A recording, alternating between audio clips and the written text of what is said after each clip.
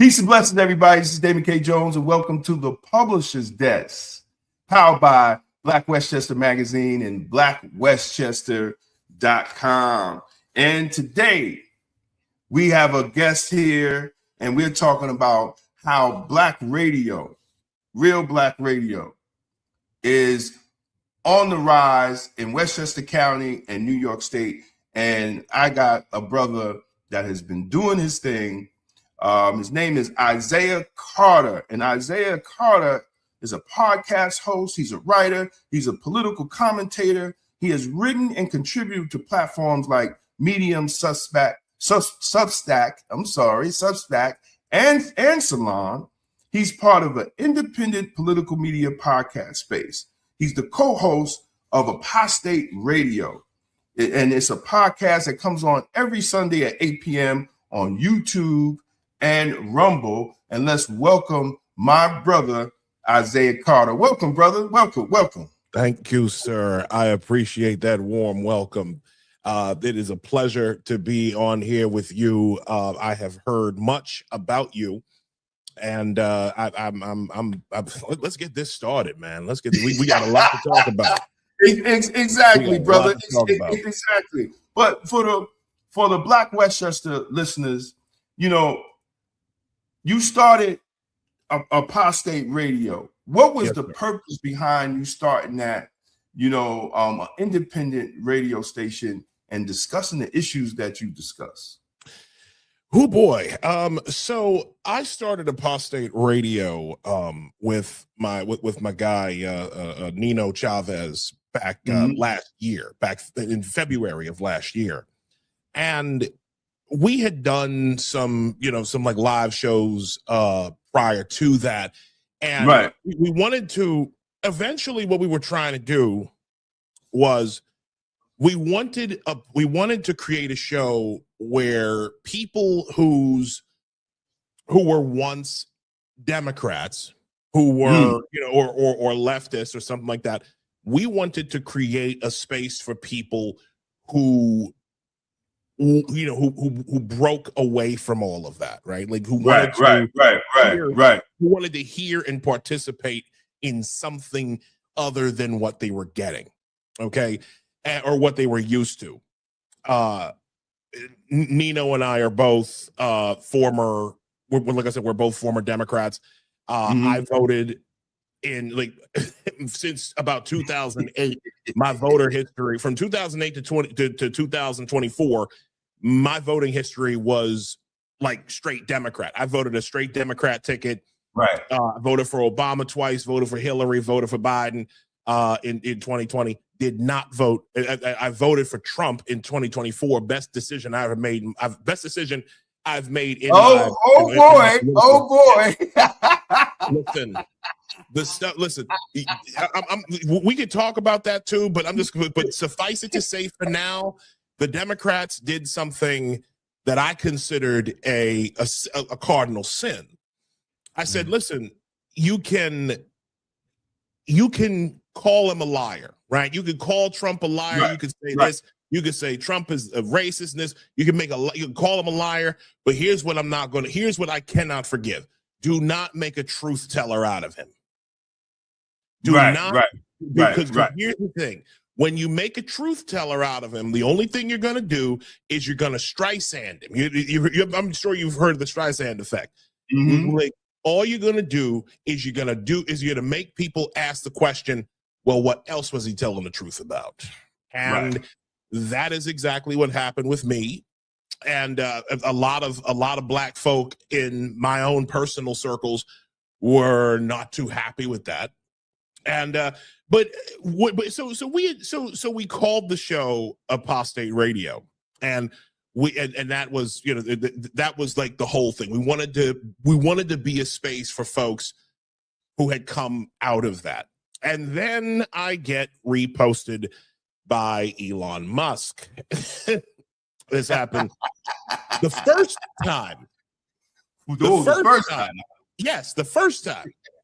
So after Doge had gone through and were exposing like all of the things that were going on within our government. All of this, fraudulent spending, all of this ridiculousness, money getting sent to, to the third world for, the trans inclusive basket weaving in South Africa.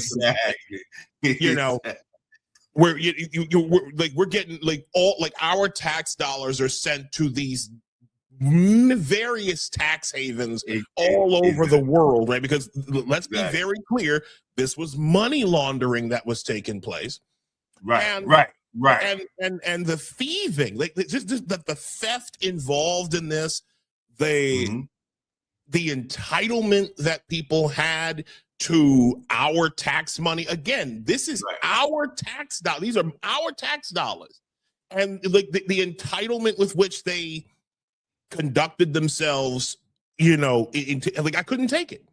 So I made a video that was 3 minutes and 14 seconds long, just going off, going off on these theater kids, these children of affluent parents, the gentrifiers and all of this. It made me angry, and Elon Musk retweeted it, and 33 million people saw me go off on the Democrat Party. Right. Before our first show.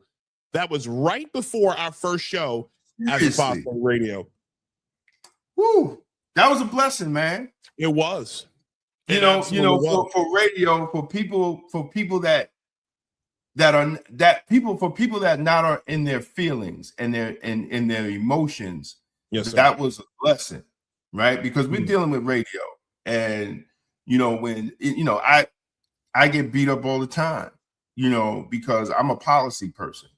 I don't care if it comes from Democrats or Republicans. How does these policies affect Black America? Exactly. If they affect them positively, we should be for it, even if it comes from Trump. If it affects it negatively, we should be against it, of course. But we're so caught up in our emotions, and we will reject something that is good for us just because it came from Trump. The case in point, the new children accounts.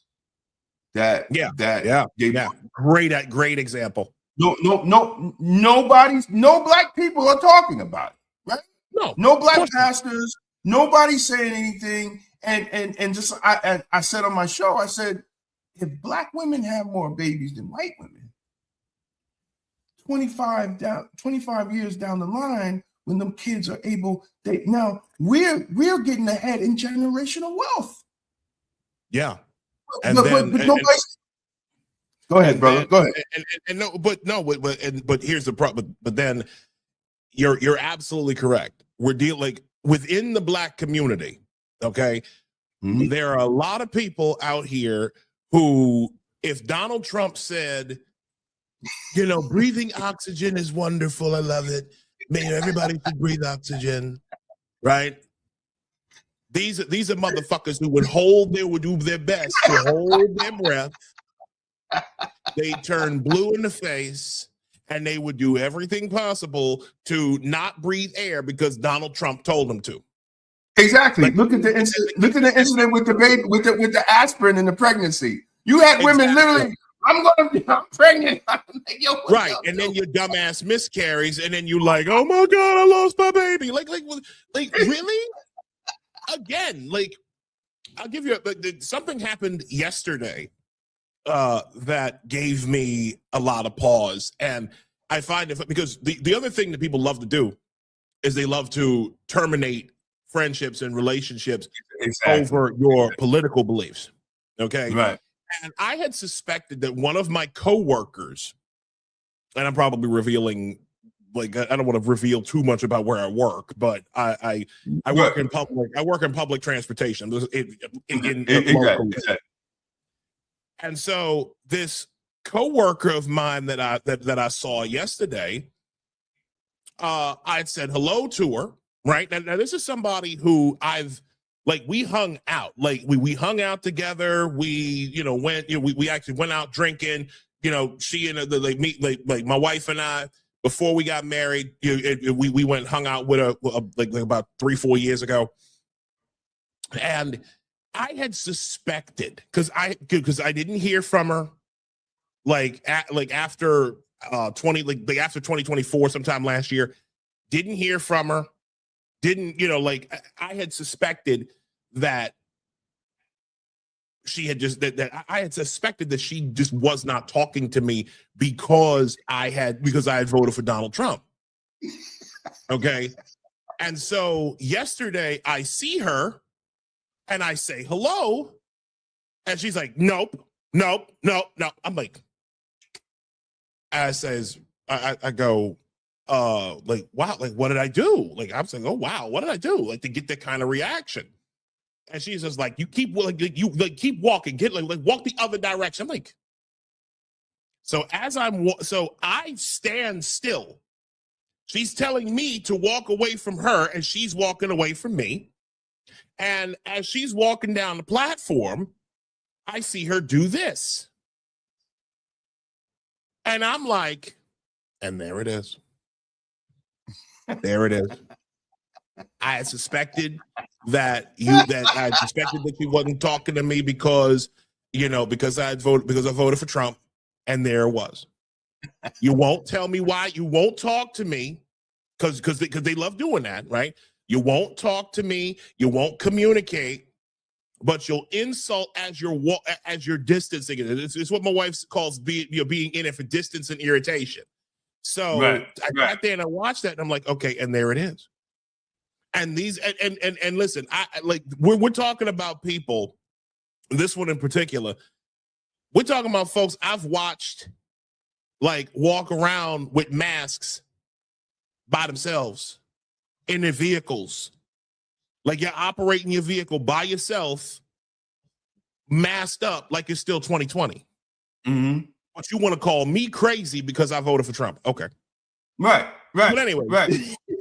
But the point is, it's like, that's what we're dealing. These are the type of people who we're dealing with. We're dealing with folk who, again, if Trump said, you might want to make sure you stop at a red light because it's safe.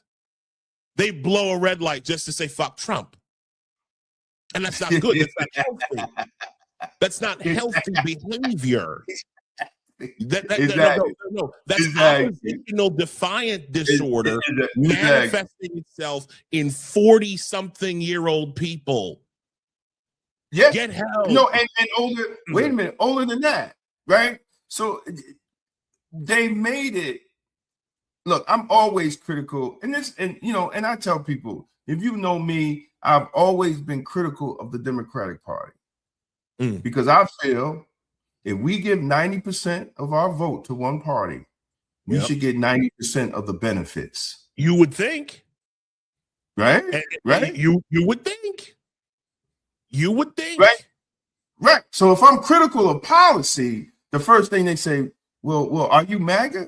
What makes me? How does that make me MAGA? Yeah. Because you're not allowed to. You're not you can't. You can't. Again, these are people who are not, Mr. Jones. You have to understand, these people are not pro-black. Exactly. They're not pro-black. These are not people who are in it. These are not folks who are in this for the betterment of the black community. Exactly. Let us be very clear. There is no, matter of fact, I'm gonna dispel something. There is no black community. There's no community. There's not. We are just as individual.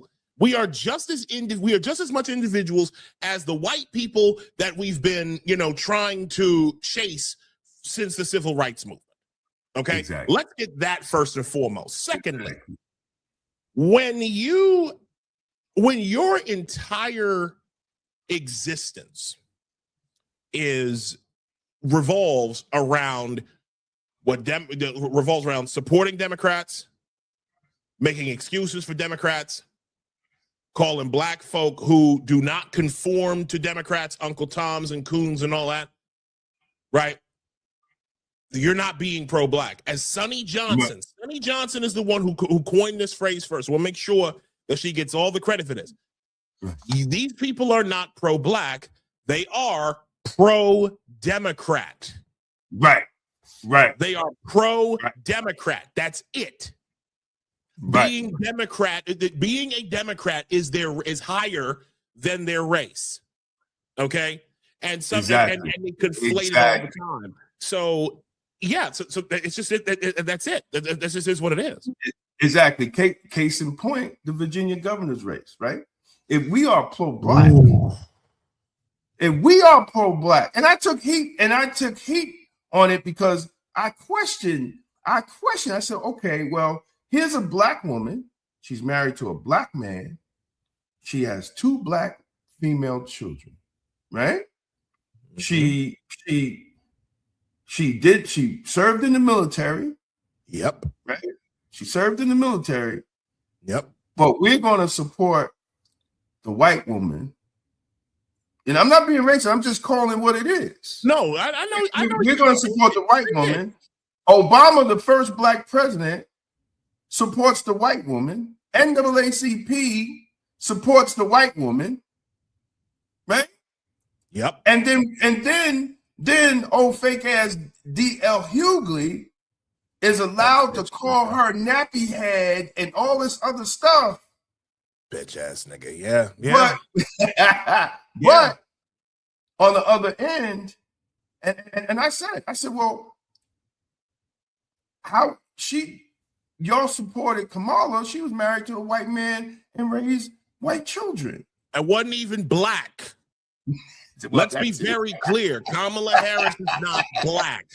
Exactly. There ain't nothing black about Kamala Harris at all. No. Okay. There is nothing black about Kamala Harris.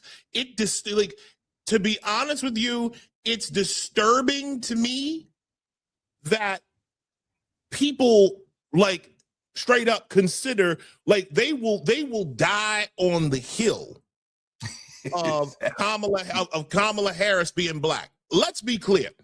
Kamala did not claim her blackness. This woman was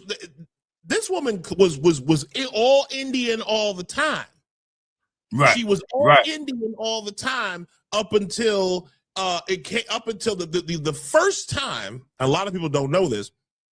The first time that woman decided to claim any part of her blackness, because she got a Jamaican father, was when she wanted to get marijuana legislation passed. Her family disowned her over that. Her family don't fuck with over that. Okay? Really? Her family in Jamaica was like, what? Like really? But even worse than that, right? The only people who really rock with Kamala are gay black men. and really out there, like Gen X and older millennial black women. Those are the only ones. And I say this to my shame. I once supported Kamala Harris for president. I once did, back in 2024. No, I'm sorry, in 2020, when I was still deep in the Democrat muck. But then when I started to see what Kamala was really about, that's when I was like, nah, I gotta get it. Because Kamala is a drunk, and she's also retarded. Kamala is a drunk, and she's also retarded. And the Democrats are just pure evil at this point. Because again, getting to your point about Virginia, the fact that the NAACP, to borrow from Rush Limbaugh, the National Association for the Advancement of, well, he said liberal colored people. I'm going to say leftist colored people. because y'all niggas couldn't even figure out that Rachel Dolezal wasn't black. These people, the fact that they sat up and went voting for the black woman, voting for the black woman who's married to a black man and with black daughters, was voting for white supremacy. You niggas deserve whatever happens to you. And look what they did in Virginia. They raised all these taxes. They did all this stuff, and that's what they did. Bro, they had a raft of bills ready to go. They had like the stuff that these people were doing and trying to get in, was shoved through in Virginia's legislature. They had them ready to go. The biggest one was that redistricting thing, 10 to 1. Right. Think about that. 10 to 1.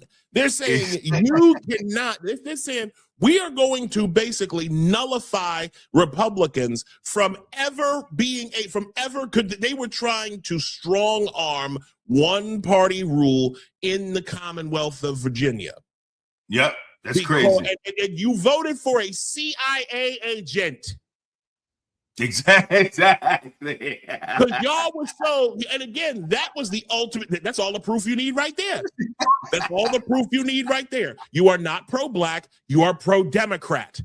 Exactly. Democrat was able, because listen, Democrats were the ones who told black folk in the person of Joe Biden that if you got a problem deciding between me and Trump, you ain't black. Told that short nigga, Charlemagne the God, told him to his face. Are you kidding me?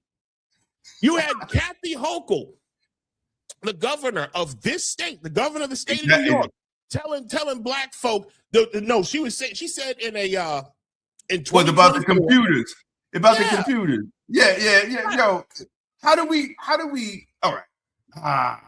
By the way, hold on. Before you go any further, I want you to look in the I'm sharing a picture that I took 3 weeks ago with Winsome Sears. I met that young lady, and I'm gonna have her on my show. I don't know if I can. Yeah, there you go. That's her. Yep. That is a wonderful woman. And I asked her, I asked her point blank, I said, how is it, like, how were you able to navigate any feelings of bitterness? That basically she was rejected by her own. And I said, and she said, listen, you had to realize that I'm not doing this for me. I'm doing this to the glory of God. I'm serving, like I'm giving honor and glory to God by my service. And I'm like, listen, that was another thing. I felt that it was very important that she was Christian. She was solid on her Christian grounding, and when I first heard about her, I was like, wow, and I'm like I told you from the beginning, I'm a policy person. Exactly. I get my emotions out of the way. I want to know, what policies do you have, right? And even in the paper, when I write about Trump's this, how does it affect Black America? Let's analyze it. How does it affect Black America, whether it's good or bad? Exactly. Right. And if it's good, people push back on it. I said, how do you push back on no tax on tips, no tax on overtime? How do you push back on no tax on taxes on Social Security? How do you push back on having a child Trump account that if you invest modestly monthly, your child can have over $1 million by the time they turn 21? How do you push back on those things? But we do not see past the identity politics. Yeah, I'll tell you why. I'll tell you why that is. Because Black folk because the left, okay, I want your viewers to get this. The left, when it comes to Black people, have absolutely no idea how to relate to or communicate with Black people outside of the context of criminality, poverty, or sexuality. Okay? They don't know how to talk. They don't know how to talk about us if we ain't poor, if we ain't killing each other, and if we ain't out here fucking everything that moves. Okay? That's all they know. That's, they think about it. People don't talk about this. Kathy Hochul, okay, last year, what did she say when she was handing out them pittance checks and went into a black church? She said, "Don't spend it on liquor. Don't spend it on liquor." Yo, hey, no, like, how do you not be disrespected? Because I've said this too. Because Black folk are generationally accustomed to being called a nigger by the Democrat Party. Again, what do you think? Again, going back to Biden, when Biden told Denard McKelvey that if you have a problem choosing between me and Trump, then you ain't Black. What do you think that was? Let's put that in some antebellums. I'm a man of Maryland. You could say I'm from the South. Right. A lot of you native New Yorkers doing that piss me off. I've been up here 11 years almost. Yeah, and all of y'all say, well, yo, Maryland's the South. Like, what are you talking? The fuck is you talking about? Like, nah, the Maryland is not the South, not yet. Virginia, absolutely, but Maryland, nah, we still up here. Anyway, when Biden sat there and told Denard McKelvey that if you don't choose me, you ain't Black, what do you think that was? You better vote for me, boy. Exactly. You better vote for me, nigga. Like, I don't care what these Republicans say. You better get your ass in there and vote for me. Exactly.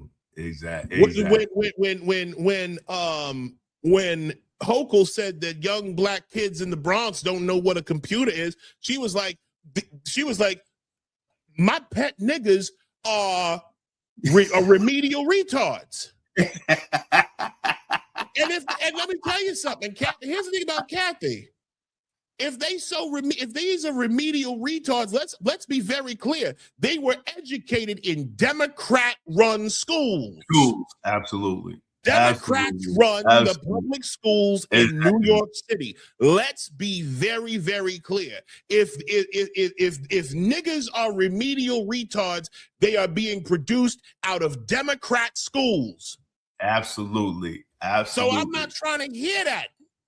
But again, that's the context and Black folk again are used to being called they're used to being referred to as, again, when you've spent generations at this point being told that the white man's ice is colder, that the white man's grass is greener, that the white man's apartments are better. You don't try to build anything for yourself. Black folk these days, again, we're not even able to contemplate our own existence outside of the realm of poverty and criminality and sexuality. So why are we expecting white liberals to do anything different? Exactly. A good example of this, and not to go off, but a good example of this is a video you should check out. I'm gonna pass it to you. Mark Lamont Hill was on the Joe Budden podcast talking about something that is being proposed in the boroughs, where Zoran, the boy mayor, said he wants to lower the threshold for the death tax from $7 million to $750,000. It's going to kill Black generational wealth. Yes, it is. And it's intentional. It's absolutely intentional. Because again, you can't have, if Black folk is out here, again, But this is the problem. Again, they don't know how to deal with the context of poverty, criminality, sexuality. Okay. Right. So they're out here. So let's think of how sinister this is. You have the rich are leaving New York City in droves. Oh, wait a minute.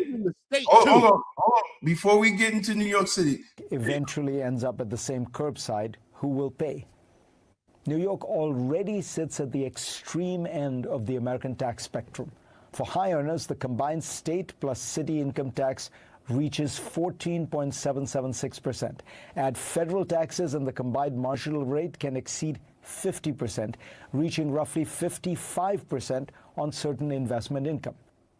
New Yorkers pay tax rates comparable to European countries that provide in return universal health care, free college education, and amazing infrastructure. New Yorkers get some 300 miles of sidewalk sheds. On business taxation, the city is also off the charts. The Citizens Budget Commission reports that New York City business activity faces the country's highest combined corporate tax rate, 17.44%, once state, city, and regional layers are stacked. Mamdani wants to hike income and corporate rates even further, or else he says he will raise property taxes by almost 10%. Property taxes already made up more than 27% of the cost of home ownership in the city as of 2022, above the national average. New York is really a prime example of a problem Democrats seem unwilling to confront. Blue cities are out of control, promising more, spending more, delivering less, and pushing off the fiscal problems to some future day. Yeah.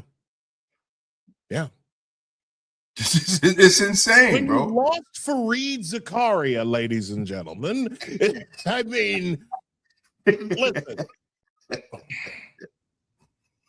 Again, there's a couple. There are several things here that drive me insane about that. One, they're not interested. Please, let's be very clear about blue states and blue cities, about blue cities in particular. They are not interested in making anything better for anyone except themselves. The people in government, I'm talking in particular. Okay. Mm-hmm. Your neighborhoods within the boroughs, okay, like and I'm talking about your most affluent neighborhoods, Williamsburg, Park Slope, Astoria. Well, Astoria is not as affluent. Long Island City, East Village, Upper East Side. These are people who, like, the ones who are there, they're still of the impression that this will not affect them.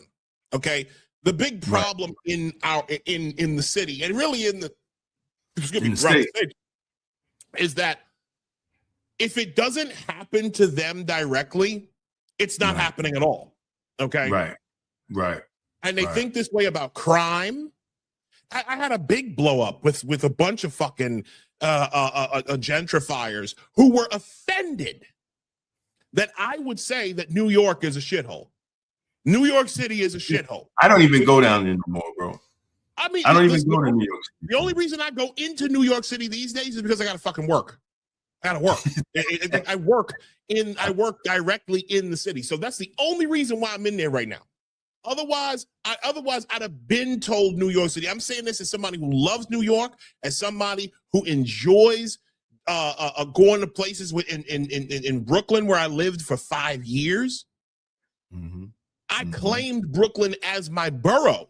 My wife grew up in the Bronx. Right. We don't go to the city to hang out like that, partially because it's been fucking cold out. But the fact is, New York City, if you go even in Grand Central Terminal, I'm in Grand Central Terminal every day. There are more bums and hobos in Grand Central than I've ever seen before. They just did a news story about this yesterday on the D line and on the concourse line in the Bronx. Tremont Avenue Station is filled. The roadbeds in Tremont Avenue on the Delta, on the D line, are filled with hypodermic needles. Really? You got bums in the subway station shooting up heroin, shooting up fentanyl, whatever, and they are doing so in full view of the public. They are doing so in the subway stations. You want it even worse? Go to Bowery on the J line. Bowery is full. Bowery on the J line, 2nd Avenue, on the F train, and Delancey, the next stop, Delancey Street. Your big wide area on the Lower East Side on the LES, where you got just drug addicts all over the place. Okay? You got drug addicts and dreck all over the place in New York City. And it's by design. And then these people tell you, because they've been living in these fucking $10,000 a month apartments. Yes, they exist.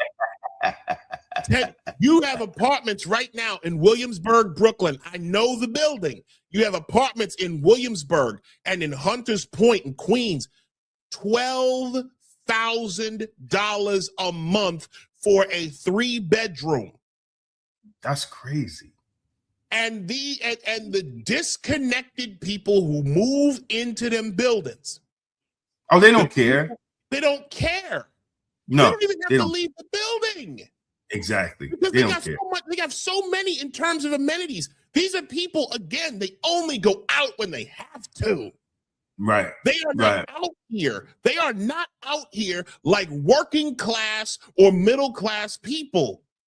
They pay their $12,000. They enjoy their amenities in their vertical 15-minute city. Exactly. So they don't care if they. So they don't care if there are if subway station road beds are filled with hypodermic needles. Right.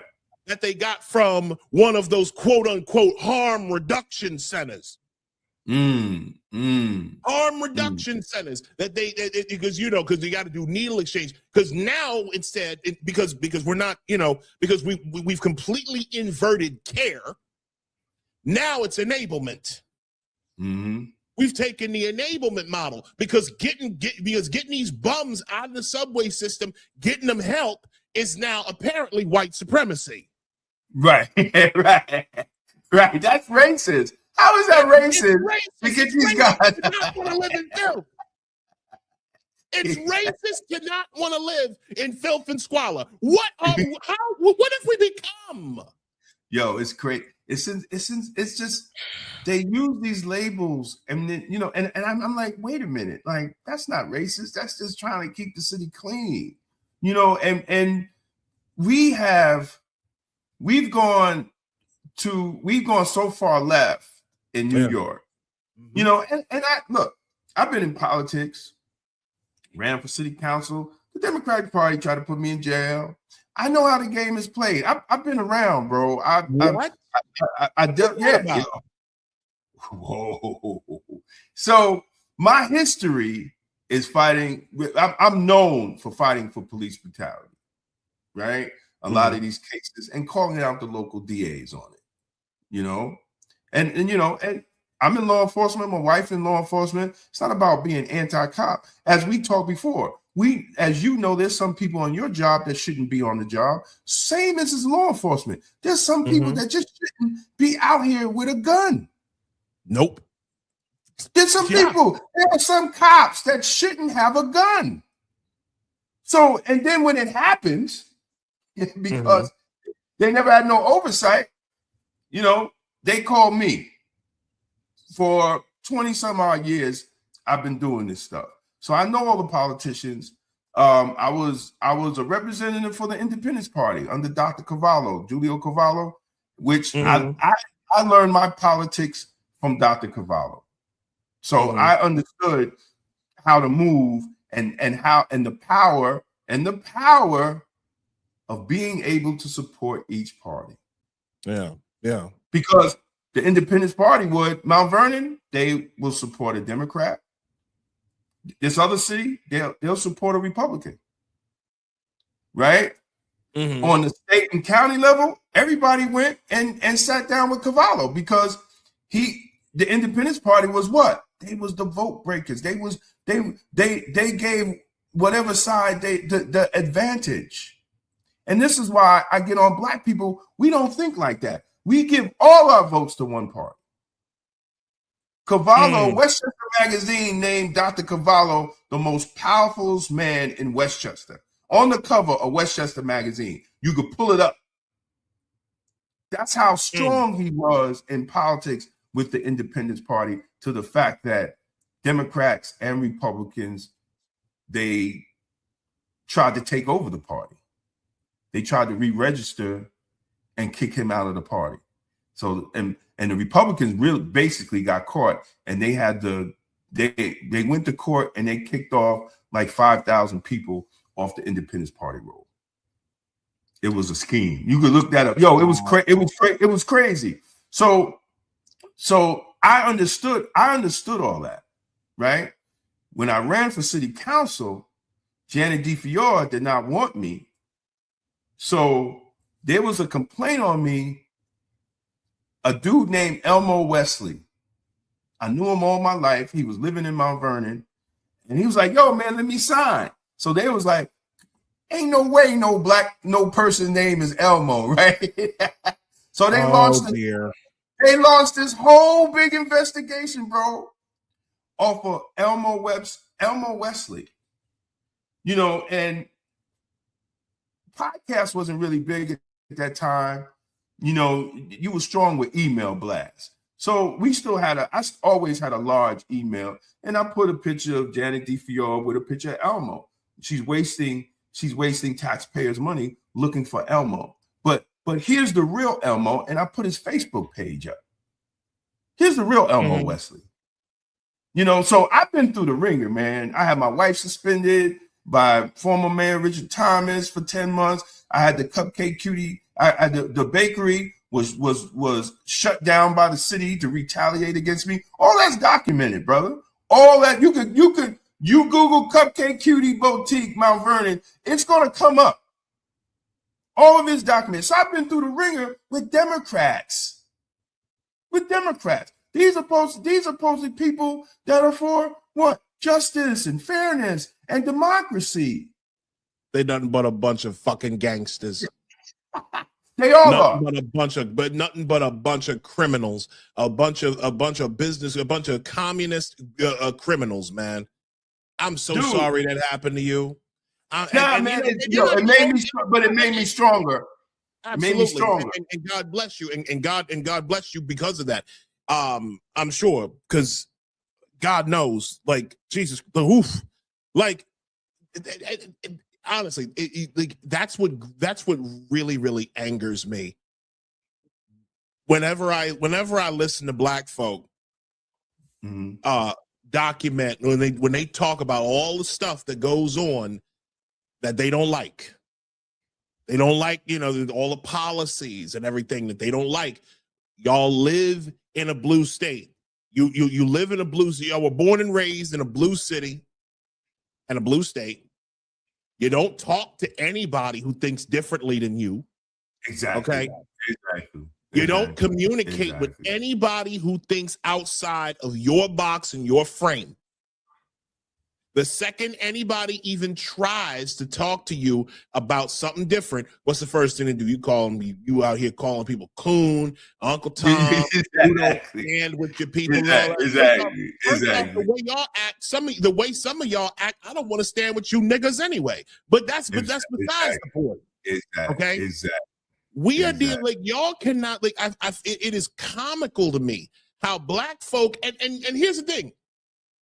It's comical to me that black folk will sit up and let these people do everything. Not just that they will just sit up and let them do whatever, but the Democrats know they can do this to black folk now. Exactly. They know they can do this. Exactly. As they do it. Exactly. They know that all you have to do, the Democrats know that they will abuse black folk.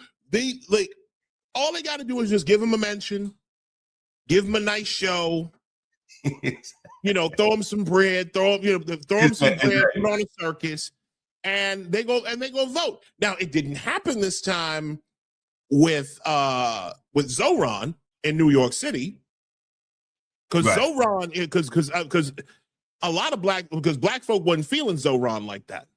No, but 40% of the fools did. 40, but that's 40% of the ones who voted. A lot of them, a lot of black. That means 60% of the blacks who could vote either didn't vote for Zoran or didn't vote at all. Which, again, I ain't mad at. I'm not gonna fault, but that's one thing I'm trying to get out of the habit of. I'm like, it's 40% of the black folk who voted, because let's be very clear. Zoran blew, right? Remember when Cuomo, when everybody was talking about how Andrew Cuomo had that quote unquote black firewall? Right. Zoran blew right through that. Yeah, he did. Zoran won so handily in the Democrat primary. He didn't even need what was it? He didn't even need he didn't even need to access ranked choice voting. He won outright. Yeah, and New York City has to get away with ranked choice voting. Yes, they do. Absolutely, they do. Because it hurts black people. It does. It hurts black people, and so they got to get away with that. And how would you say? Well, I'm not asking this to debate, because I do agree with you, but for the benefit of the audience, how would you say ranked choice voting hurts black folk? Because black people, first of all, black people are not organized politically, and what was going on was, so you had the 5 choices, so they go out and say, vote. You get the choice 1, 2, 3, 4, 5. They were campaigning. Vote for Mandami, vote for this person, vote for that person. So they were setting up who people should vote for. So it knocked Cuomo and it knocked Eric down, because they were voting for their liberal friends. See, we used to do the same trick when we would try to get maybe a black commissioner in a position, right? So we'll stack the deck with so many black ones, but there's only one that's going to say yes.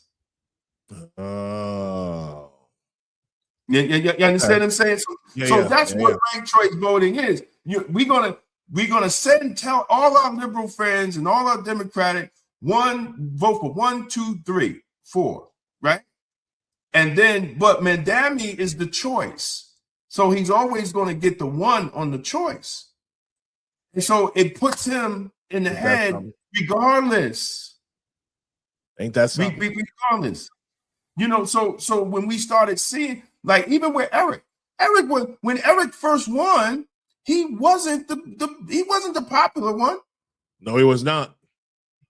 But he still won, right? Because they understood it. But Eric couldn't do it. Eric wasn't even in the primary, I don't think. Right? He was he no. there?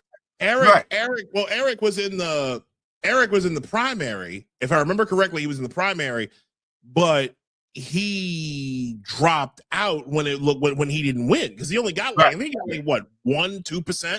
Yeah. Like, no, he was promptly kicked out of the Democratic Party. He was promptly. Well, they never. I've known Eric. Oh, you know him? Okay. Yeah, all my career when I became in law enforcement, because Eric, when I started, Eric was the vice president of the Grand Council of Guardians, which is an organization of different black law enforcement groups in New York State. Then he broke off and he started 100 blacks who care, 100 blacks in law enforcement who care. Right? He was very strong. He was very outspoken, and he was the face. He was like almost the face of black law enforcement while he was working. And his goal, one thing I give to him, his goal was, at a conference, he said, "Yo, man, we could take our activism and we could run for office. The community already knows us. because we speak in churches, we do mentoring programs, we do all that. And he flipped it. Once he became senator, right? Mm-hmm. He was strong up there. Cuomo broke all that up because blacks were getting tight and they were getting strong. Cuomo broke all that up. Wow. Right? Wow. Senator Malcolm Smith. Yo, dude, I've watched it all, bro. Senator Malcolm Smith, he started the Independent Democratic Committee, right? And whether his personal reasons or how they did, they broke that up, right? They broke that up. Eric became mayor. But one thing I've noticed throughout, and he made a lot of mistakes, bro. He made a lot of mistakes. He did. And someone that personally known, a lot of his mistakes were the people that he put around him. Oh yeah. Was around him. But the state Democratic Party didn't want him anyway because they don't want black masculine men. The Democrats, no. They don't want black masculine men. And I'm not taking, and let me tell you, anybody that watch it, yo, I'm cool with a lot of Democratic male elected officials, right? I love them to death. But the reality is this: they don't want strong, black, masculine, uncompromising men. Whether we like Eric or not, he was in that mold. He was. Yes, he was cocky. He was cocky. He was too cocky for himself, but he was still in that mold.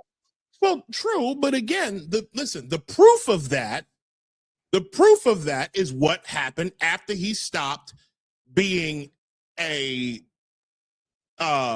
doormat for the National Party when it came to all them illegals. Exactly. When it came to all them illegals, what did they want him to do? They wanted him to be a good little porch monkey and sit right there or sit right there on the porch while they kept bringing these illegals into his city. Exactly. And housing them in the Roosevelt and the Row on the east and the west side. And then dispersing them like fucking cancer throughout the outer boroughs. They expected there was a full expectation of on the part of the Biden administration and DHS and all these other ones. They wanted Eric to be a good old boy and be a good boy and sit down and let them put these people who were never supposed to be in the city, just let it happen. Exactly. I remember when, like, let me ask you this, since now that I'm thinking about it, the times when Eric went to, and I want to ask him this personally, right? When he went those 3 times to New York State Supreme Court to get municipal voting rights for illegals after 60 days. Whose idea was that? Was that his, or who told him to do that? Exactly. Who told him to do that? Exactly. Because I'm telling you right now, I don't think it would like looking back at everything that we know now, all of the, he couldn't possibly have been on board with that. No. Because remember, he was doing, please help me understand this, because there was a lot of contradictory shit that was going on during Eric's time in office. Right. Because I don't even think he was really a fan of all these bike lanes either. Right. I don't think he was a fan of all of that. But help me out with that. We know. I don't know, but I know a lot of politicians. You know, we think they're independent, but they're controlled by those who contribute to their campaign finance, right? We know this, right? And you know, and I don't play the game, right? Because I understand. Neither do I. And I tell everybody, before you vote for somebody, look who donates to their campaign finances. Mm-hmm. Look who are the people. You know, Mount Vernon is in the condition that it's in because these contractors and these builders give all this money to the mayors and the city council people. And that's why it went from the city of homes to the city of low-income housing. And they wonder why they have a crime problem. They wonder why they're broke. They wonder, and they wonder why their schools is horrible, because they build all these low-income housing, and instead of housing the people that are from Mount Vernon, they house people from the 5 boroughs. You know, and this is the Democratic politics in Mount Vernon. Kathy Hochul put out $240 million for low-income housing for the state. Listen to what I'm saying. 1,800 units for the state. I'm going to say that one again. 1,800 units for the state. 900 of the units are being built in the 4x4 city. The fuck out of here. The fuck out of here. What? Exactly. So somebody getting a cut. Yeah, but it's a business. It's cut of that money. They have to. Yeah, they have to. No, I'm talking some elected official has to be getting a cut of that money. It's a big business. And then here's the other part to that. You said that they were bringing in people from New York City, from the boroughs, right? Exactly. You're right. Here's what's happening right now. I'm gonna tell you exactly what that was, and you can correct me if I'm wrong. But this is how I see it. They want to warehouse illegals out here in the county. That's what that is. They want to warehouse. I wouldn't doubt it. Because they're running out of room, bro. They're running out of room in New York. They're running out of room in the outer boroughs to warehouse these illegals. Yeah, like right now, bro. I'll never forget. My wife and I lived in Wakefield. My wife grew up in Wakefield, right? Right around. Grew up right off in the Reed Ave. Okay. There is them hotels that they put up, the ones that the ones that are like so blatantly not hotels. Exactly. Vibes Hotel. Like, really, nigga, you putting a place Vibes Hotel as opposed to Vibes Cartel. You gonna put that in a Jamaican / West Indian neighborhood, which is what Wakefield is, really? Vibes Hotel. Get the fuck out of here. But anyways, this hotel is on White Plains Road, right around 240th Street. Okay, It's in between 241st and the Reed. You look at this hotel on the outside, looks like a hotel. It's about 3 levels. You think, well, hey, a hotel. Who, like, other than some lot lizards who are looking to, conduct some business along that way for truckers. Right. Transit worker. I'm not going to, I'm not going to, I'm just speculating. Okay. Who's really staying in a hotel like that? Okay. Right. I'll never forget. I walked past it one day when I was on my way to work, because I walked from where we were living to the Wakefield stop, Metro North, and I walked along there, and I walked past this hotel, and I see in the window, this picture drawn by this little boy named Enrique. And I'm like, oh shit. I knew exactly what time it was at that point. You had signs all over the front door. You had signs that said no rooms available. They warehousing, I'm telling you, man, they're running out of places to put these illegals. And they're keeping it, and I'm telling you, they are shuttling. I firmly believe this. They are shuttling these illegals around as much as they can, so that they'll have somebody to vote. So they'll have people who will vote for them in the midterms. Well, hey, since we're talking about, let's do that. I'm a supporter of the ID, right? I'm in support of the SAFE Act, and it doesn't. And the argument that they're giving is so crazy because we have to have forms of ID for everything. And Exactly. the fact of the matter is, only thing they're doing is reversing the process. Because before, remember, you should register to vote, and then however the system, whatever, will check if you're a citizen or not. Because you have to be a citizen to vote regardless, right? Exactly. Yeah. They're just reversing the process. Bring all the forms that you're a citizen when you register. Yeah. Yeah. That's but hold on a second. That's it. How many times have you voted here in Westchester? How many times have you voted in the last? Well, I don't vote in Westchester no more. They ain't jamming me up. I'm up in Middletown. Okay. All right. I moved. Listen, man. I moved because the economics, bro. Even me and my wife. Where's Middletown at? Orange County. I'm in a Republican county. Okay. You know what? I'm in a Republican county, which is totally different.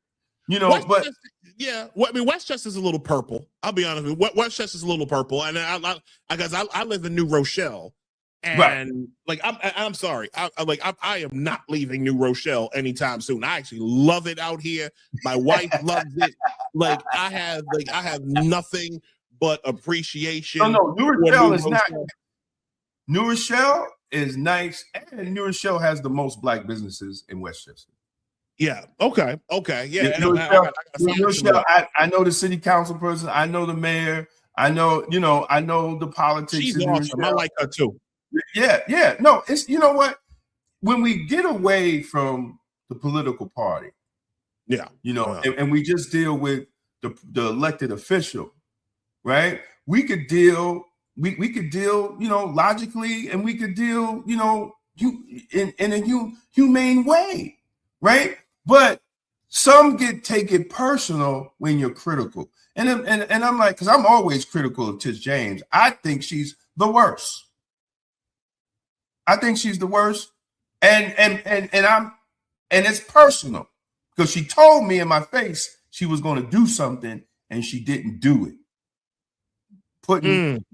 Putting a Democratic mayor in jail, in which I know she had all the information she could because the AG before her was trying to put everybody in jail with the corruption in Mount Vernon, and nobody went to jail with her. Yeah. And I know some other things I ain't going to speak publicly. You made a deal, which you shouldn't have, because he hurt people. And he stole, and he took a lot of money, and he got away with it. Ain't that something? So I'm not a fan, but see, that's why we need balance. Republican and Democrat, we need balance, because the only way you're going to have real accountability if you have some type of balance in the parties. Now, New York is killing it. I hear you, but now, but I'm gonna say this, okay? Right. And I mean this wholeheartedly. Mm-hmm. You cannot have balance with a communist. I'm going to say this right now, okay? And I know a lot of people within the Democrat Party. I'm just gonna go ahead and say it because I see the pattern. No, dude, I'm just laughing because I know I'm gonna get like, where did you find this guy? Who's this guy? Listen, it's amazing what happens when you network. But I'm gonna say, matter of fact, fuck this. Let me take this off. You cannot have balance with a communist. The Democrat Party is no longer, this is not 2008. This is not the 1990s, right? This is not the Democrat Party of this is not the pre-Barack Obama Democrat Party. These motherfuckers are communist, okay? Cuomo thought that he could Cuomo, Democrat. That's where Cuomo made a mistake. Exactly. Every single one of these establishment Democrats, Cuomo being one, right? Mm-hmm. And I would even argue that Eric was a bit of one, right? Right. Eric was a boilerplate Democrat. Right. The regular ass Democrats thought, the establishment Dems thought they could control these fucking DSAs. Exactly. The DSA makes up most of the state assembly and a good bit of the state Senate. Yep. They are almost entirely. It is one party rule by a wide margin in the boroughs. Okay? These people are already, ladies and gentlemen, these people are already talking about lowering the speed limit again in school zones to 15 miles per hour. Now, again, they just reduced the speed limit to 20 miles per hour. These people are actively trying to take your car from you. You do not make policy like this. You do not make policy like this unless you are trying to establish firm government control over your individual movement. They are trying to abolish private property as human self-estrangement. Exactly. That's crazy.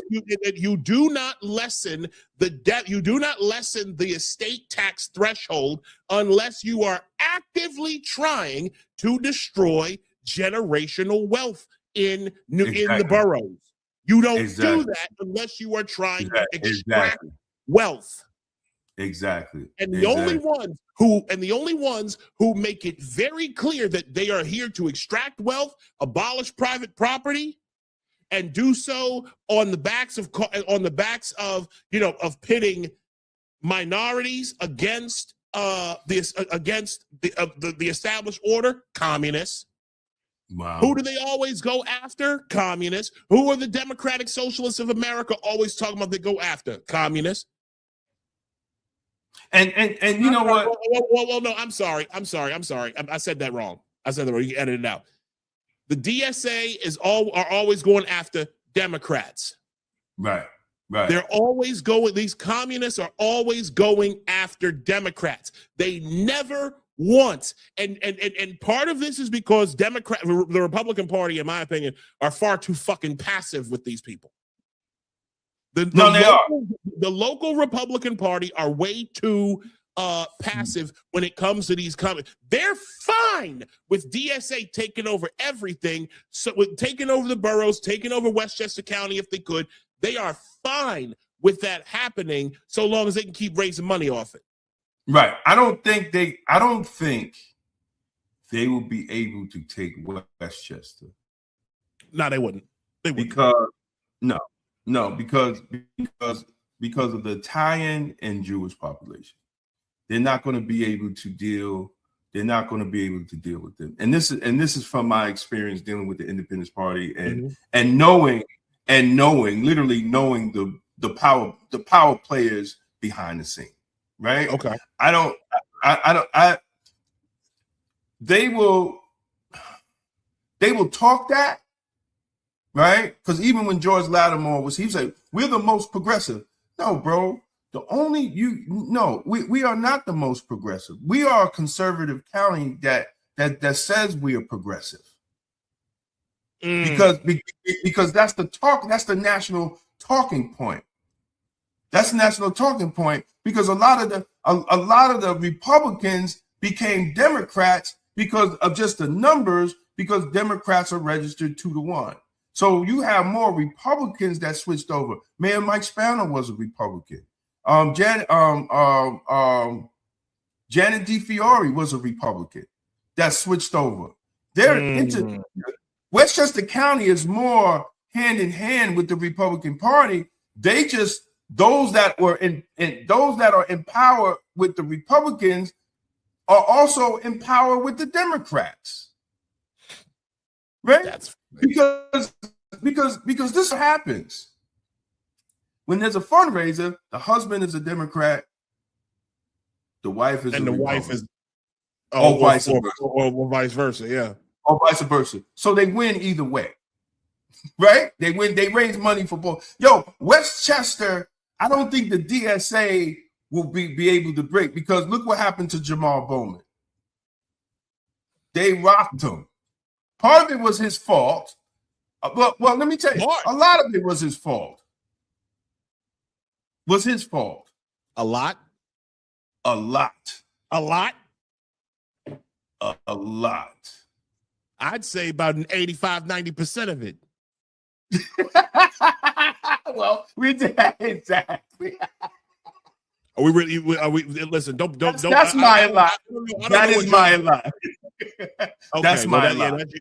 That's your line. But I'm gonna tell you right now. Like, listen, Jamal Bowman. I have a very, very, very deep-boned hatred of that man. I don't hate him. I'm just disappointed because he just didn't. Him. I hate him. I tell you, no, I make no. Listen, I'm not gonna mince my words on this show. I don't mince my words anyway. Fuck that nigga. I don't like him. I'm gonna tell you, right. Dude, fuck that nigga. I don't like him. I'm gonna tell you why I don't like him. He's a communist. You pulling fucking fire alarms and doing all types of buffoonery when your big black ass is up there in that Congress. You part of the squad. Everybody's looking at you like, oh, like you just gonna bring you just the broken buck that's gonna bring black folk to progressivism, huh, nigga? And how'd that work for you? They kicked your big black ass out the second you became too much of a liability. The second you started yelling at Republicans, you knew what you could do. You knew that you could. The thing about these communists, man, is that they yell at Democrats all the time. They used to yelling at white Democrats all the time, and they get exactly what the fuck they want about 100%, about 95, 100% of the time. But then this nigga decided he wanted to start yelling at Republicans.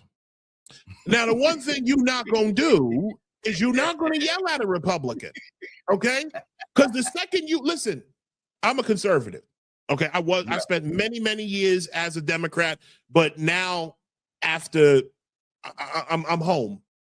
I'm home. And we can talk about that if you want, but yeah, because I'm gonna say this.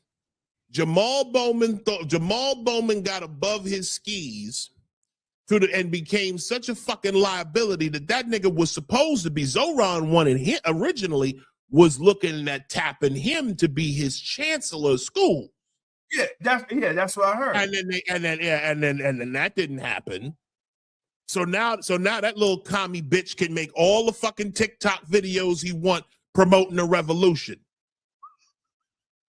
Black bastard. I can't see I can't be in the same room with Jamal Bowman, bro. I can't. Let me tell you, I'm going to tell you how he blew it.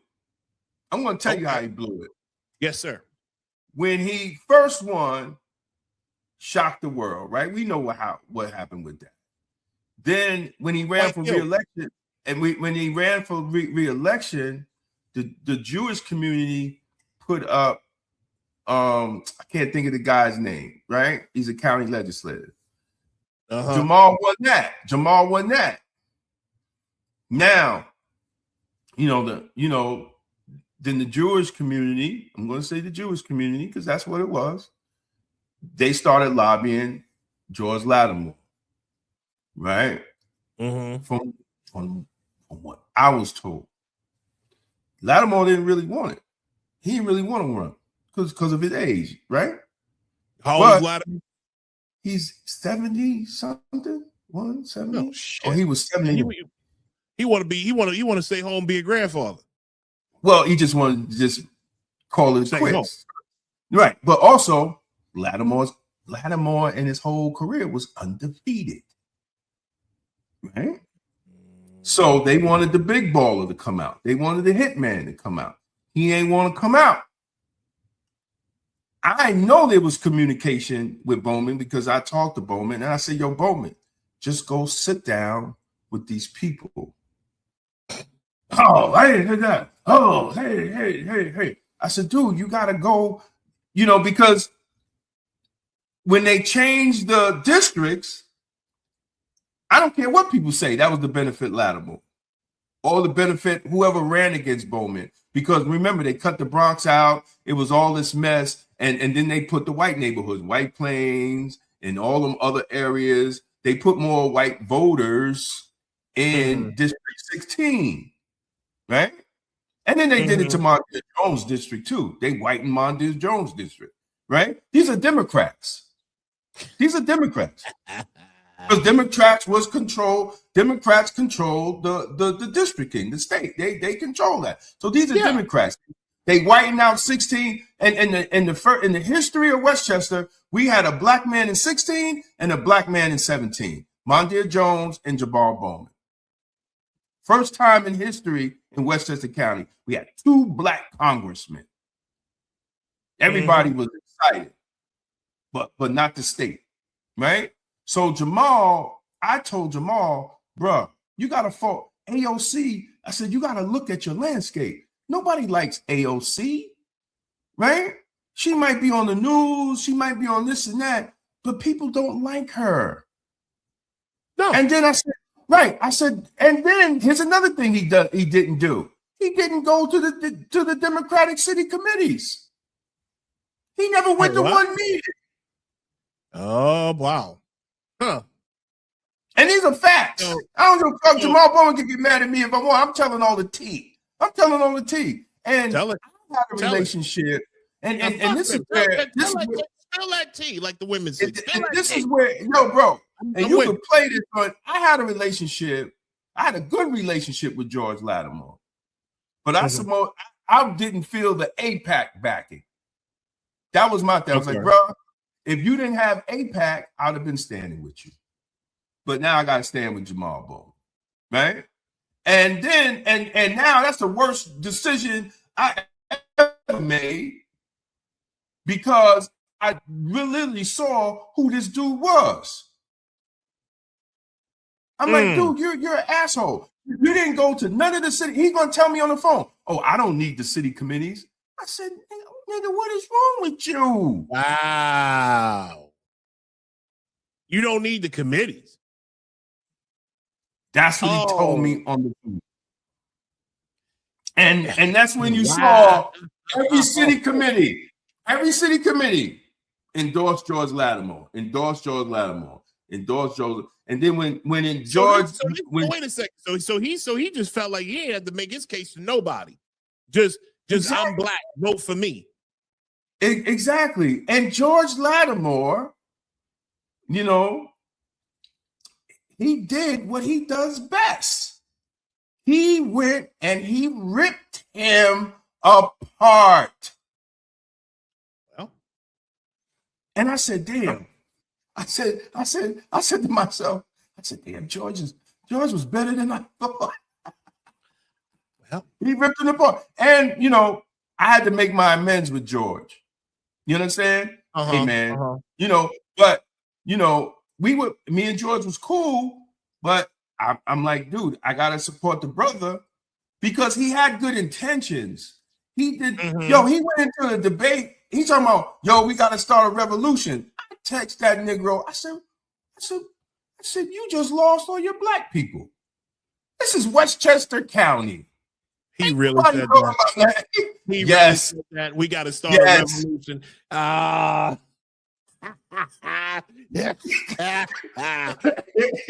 said, Negro, they stuck that hammer and sickle up his ass. That's what that was. They stuck that hammer and sickle right up his ass, a fucking commie. Look at it. Bro. We gotta start a revolution. CNN, and then here's another thing. We was working behind the scene to get him as superintendent in Mount Vernon. Then the Negro goes on CNN and talks about Elon Musk. And then Elon Musk tweets out, I think I'm going to sue. I said, well, you done fucked that job up. Yep. And then he sends out a text message, oh man, I need money. Elon Musk is going to sue me. Delete. Why'd you go on CNN and say that about the world's richest man? Who has fuck you money? Who who has fuck you money in a can? He got fuck you money sitting in his. He got fuck you money in his wallet. He got fuck you money sitting in his wallet. Man worth almost $1 trillion. But again, see, communism, my friend, communism is much like alcohol. Okay, it fills people with a lot of false fucking courage. Exactly. Okay. Communism will have you saying the craziest shit to people and expecting you to just walk right along with them. Okay, just go right along with it, and they figure, well, because I'm black, you black, let's go start a revolution. No, nigga, that's not how this works. Exactly. I'm serious. Exactly. And the fact that communists genuinely believe they own black people. They believe that they've done so since the 19th century. You have a guy, and I can't remember his name right at the top of my head.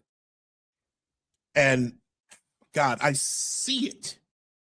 But I'm gonna look for it because I see it in my mind's eye. We've talked about it. We've talked about it on the show. We've discussed this. Me and my boy, what's his name? Giovanni Patterson of Metro Conservative Media down in Baltimore. We've talked about this. Mm-hmm. Giovanni sent me this thing. I'm actively looking for it right now. He sent me this thing from the Honest. Hold on, give me a second here. I hope you'll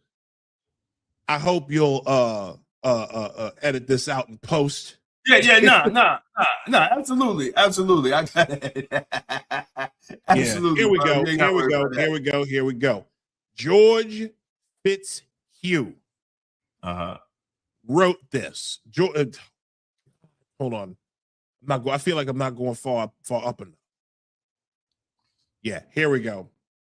George Fitzhugh wrote a book called Sociology for the South, or the Failure of Free Society. Okay?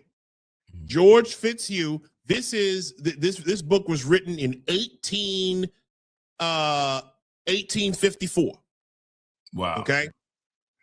1854. This guy openly, this book is apologia for slavery. And the Democrats, hold on. Here we go. This because in page, oh, you know what? No. This isn't the right one. This isn't the right page. Bear with me a second because I'm still trying to I'm trying to find this. Hold on.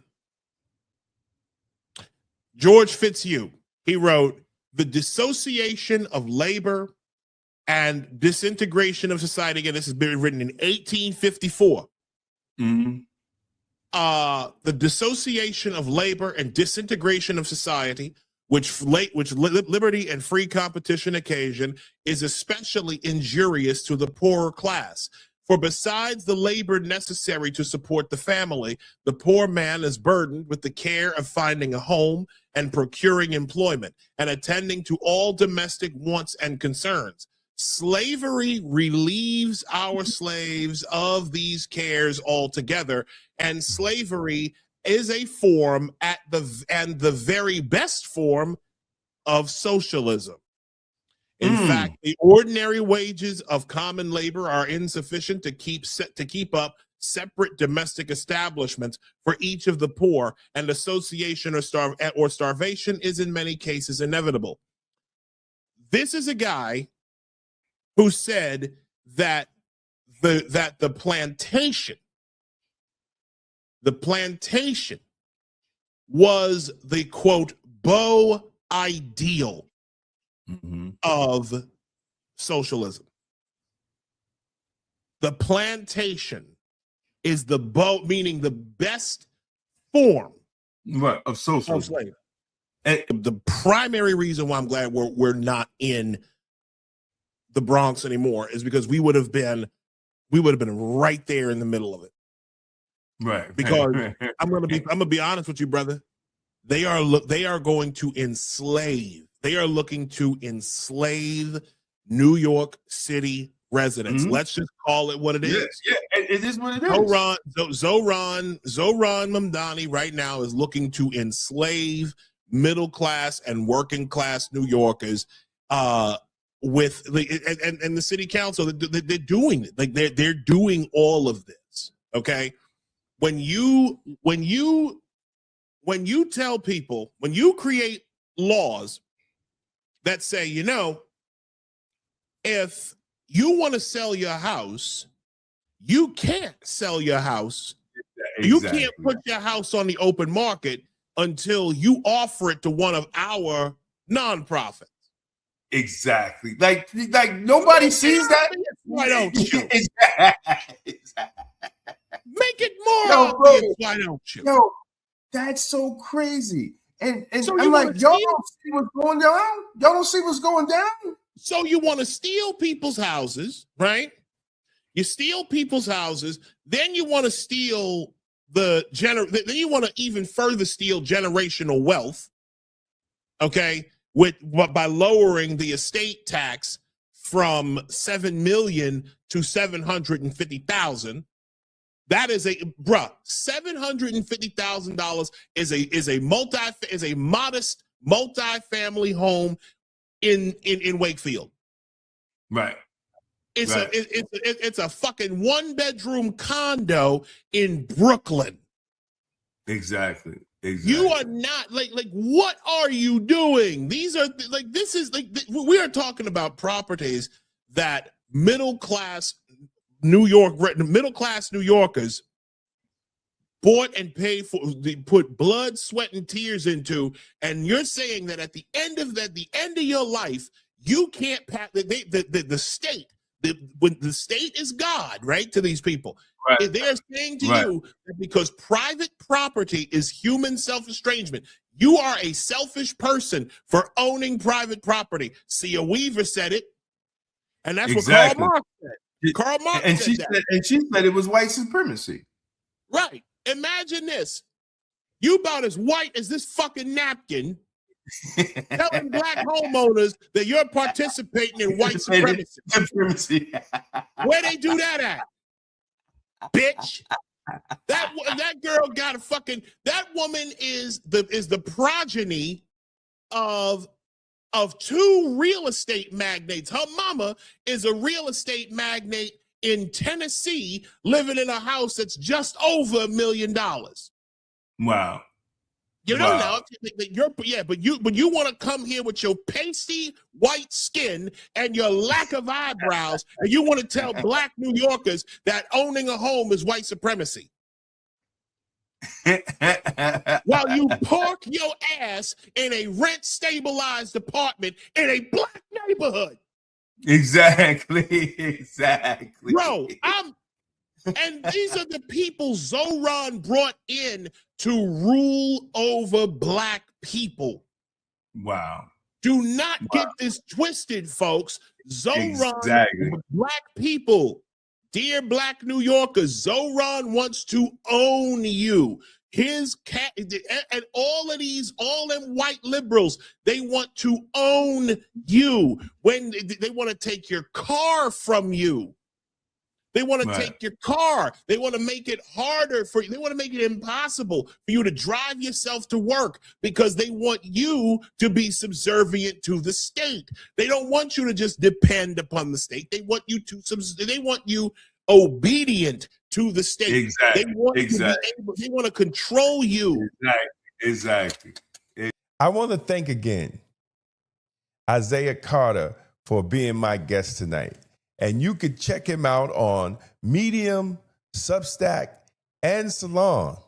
And please visit his YouTube channel, Apostate Radio. We got to support each other. We got to keep black media alive, because that's the way people are going to understand the news and the important topics that affect black America and black people in New York. And don't forget, go to our website, Black Westchester Magazine, blackwestchester.com. It's the news with the Black point of view. And please leave a comment on the video, share it, and go to our website also and leave comment on the articles. We'll love to have open dialogue discussions with our readers and our viewers. As I always say, stay safe, stay blessed, and stay blacktastic. Peace out. Thank you for tuning in to The Publisher's Desk with Damon K. Jones, powered by Black Westchester Magazine and blackwestchester.com. We appreciate you taking the time to engage with real conversations, real issues, and real perspectives that matter to Black America. Stay connected, stay informed, and as always, we'll see you next time at The Publisher's Desk. It's going to be Blacktastic. This is for you. The Political Thought Bundle includes 3 full books, all personally signed. Democrats and Republicans, The Ultimate Gangbangers, breaks down how the two-party system operates like a legalized street war for power. Emotional Politics, Logical Failure exposes how emotion has replaced strategy in Black political engagement. Tolerance is for Cowards lays out a blueprint for extended policing and community-led public safety rooted in outcomes rather than slogans. 3 signed books. One bundle, $60. That's a $75 value, and you're getting signed copies included. This isn't left versus right. It's results versus rhetoric. Go to twosteppublishing.com and secure your signed Political Thought Bundle today. It's going to be Blacktastic. For more than a century, Black America built its own economy under segregation, under discrimination, and under conditions most people today cannot imagine. We built businesses. We built banks. We bought land and property. In The Forgotten Blueprint, Damon K. Jones reveals how Black communities created thriving economic systems from 1800 to 1965, and why that blueprint still matters today. This book challenges the idea that our future depends on politics alone and shows how ownership, family, and enterprise once powered Black prosperity. The blueprint is not lost. We just stopped using it. The Forgotten Blueprint, how Black America built its own economy from 1800 to 1965. On sale now at Two-Step Publishing and Amazon. Reporting the stories others ignore, holding power accountable, and making sure the truth about our communities is told by us. But independent Black media only survives when the community supports it. If you believe in real journalism, community accountability, and keeping Black voices strong in local news, we need your help. Your donation helps us continue covering the stories that matter: politics, education, justice, and economic empowerment right here in Westchester. Support Black media, support Black truth, support Black Westchester Magazine. Donate today and help keep Black media alive. Because Black-owned independent media is Blacktastic. Black Westchester Magazine presents People Before Politics, the Sunday Rundown, every Sunday at 6 p.m. on YouTube. Join Damon K. Jones, A.J. Woodson, and Larnez Kinsey as they break down the biggest stories in politics, culture, and community from a Black point of view. No spin, no party loyalty, just logic, accountability, and outcomes. If it impacts Black America, we're talking about it. Tap in, subscribe, set your reminder. This Sunday at 6 p.m. is going to be Blacktastic. This is The Publisher's Desk with Damon K. Jones, brought to you by Black Westchester Magazine, where life, culture, community, and faith meet truth, power, and purpose.